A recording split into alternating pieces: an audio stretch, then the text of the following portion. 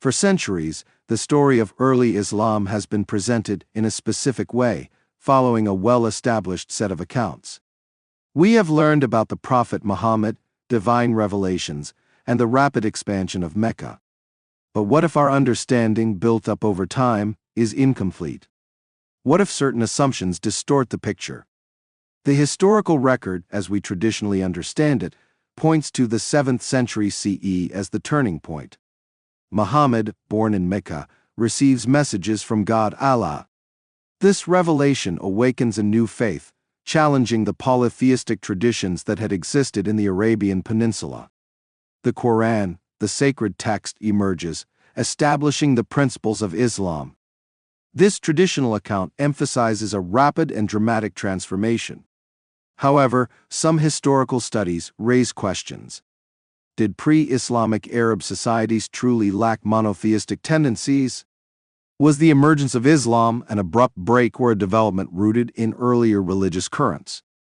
Evidence suggests the existence of Hanifs, individuals who believed in a god before Islam, challenging the narrative of a holy pagan Arabia.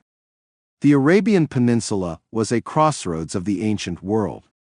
Trade routes brought with them not only goods, but also ideas. Jewish communities flourished.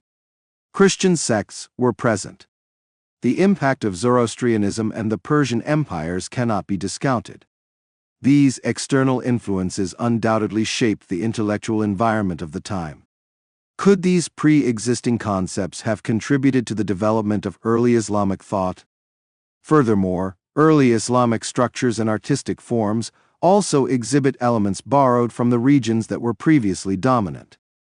The visual language employed did not emerge from a cultural vacuum. There was an assimilation of existing architectural styles and cultural expressions. This makes it clear that the narrative of entirely new forms emerging from nowhere may need some revision. The written record itself also needs careful examination.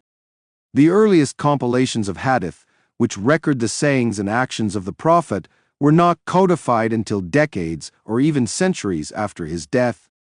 This raises questions about the accuracy and reliability of these sources.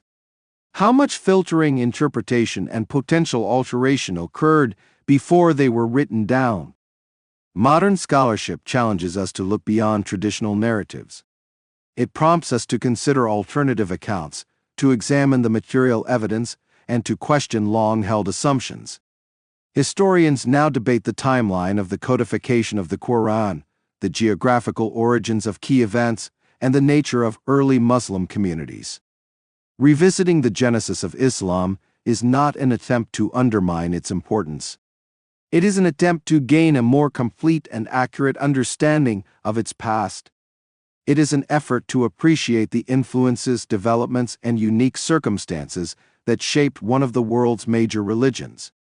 It highlights the ongoing nature of historical inquiry and the importance of critical thinking when confronting accepted accounts. What we know about the past is not static. It is constantly being revised as new information becomes available. The history of early Islam continues to evolve.